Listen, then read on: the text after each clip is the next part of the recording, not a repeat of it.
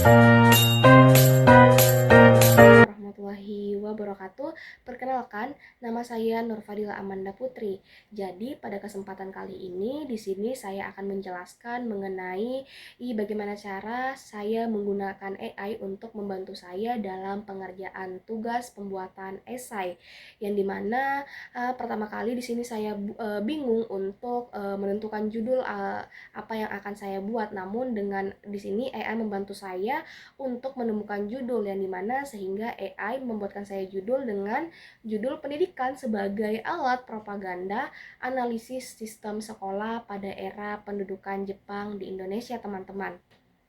Dimana sehingga dari AI yang membantu saya menemukan judul di sini dari judul dikembangkan lagi menjadi pembahasan dan seterusnya, yang dimana waktu pertama kali di sini sebenarnya jujur agak bingung mulai dari mana isi-isi pembahasan yang akan saya ambil, sehingga di sini dari AI membantu saya membuat judul, lanjut lagi membantu saya dalam bagian-bagian berikutnya, sehingga dengan saya mulai bertanya dengan AI untuk meminta pilihan jawaban-jawaban atau setelah judul, pembahasan, dan bahkan sampai referensi-referensi yang diberikan AI, yang dimana dari sinilah saya memilih judul yang diberikan, yang dimana judulnya yang tadi saya sebutkan yaitu pendidikan sebagai alat propaganda analisis sistem sekolah pada era pendudukan Jepang di Indonesia, adalah yang paling pas untuk saya ambil sebagai judul esai saya, yang dimana judul ini juga referensinya cukup banyak, jadi saya merasa lebih mudah untuk melanjutkan yang telah diberikan oleh AI, yang dimana setelah ini saya membutuhkan AI untuk memberikan struktur yang lengkap mulai dari pendahuluan, tinjauan pustaka, pembahasan, dan sampai penutup. Dari situ saya mulai memahami bagaimana alur pembahasan bisa berjalan dengan runtut, sehingga bagian dari pendahuluan bahkan menjelaskan bagaimana Jepang menggunakan pendidikan sebagai alat politik dan propaganda, tidak hanya untuk menciptakan tenaga kerja yang patuh, namun tetapi juga sebagai bentuk cara berpikir masyarakat Indonesia pada waktu itu.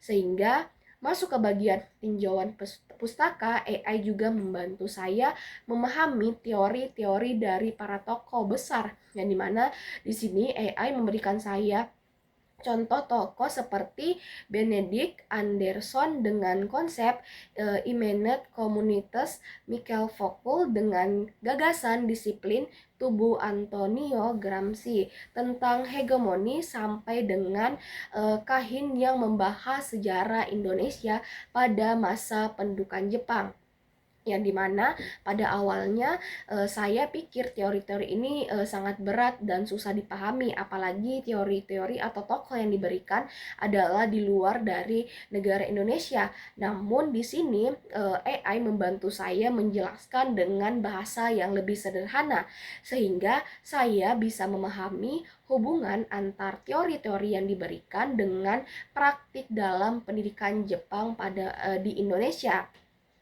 Sehingga lanjut ke bagian pembahasan, di mana di sini AI membantu saya menjelaskan bagaimana berbagai strategi propaganda Jepang melalui pendidikan, seperti misalnya bagaimana bahasa Jepang harus digunakan di sekolah, sampai dengan latihan fisik seperti Taiso yang bertujuan menanamkan kedisiplinan, pembentukan organisasi pemuda seperti Seinendan dan Kaibodan yang sebenarnya jadi sarana Jepang untuk mengontrol dan melatih generasi muda di Indonesia, dan bagaimana guru dijadikan sebagai alat penyebar propaganda.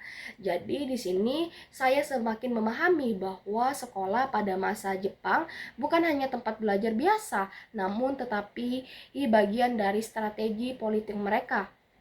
Namun teman-teman, meskipun AI membantu memberikan banyak informasi bagi saya dalam pembuatan esai ini, bukan berarti saya hanya tinggal menerima semuanya. Namun di sini saya menyadari beberapa bagian bahasanya masih terlalu formal dan akademis.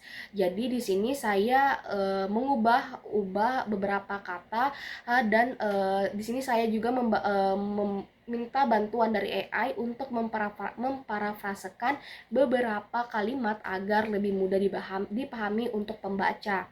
Yang di sini meskipun begitu, saya tetap membaca ulang dan mengoreksi supaya tetap sesuai dengan gaya penulisan saya sendiri. Dengan ini membuat saya sadar bahwa AI itu sangat membantu, tetapi kita tetap harus aktif dan mengontrol dan memverifikasi hasilnya terlebih dahulu.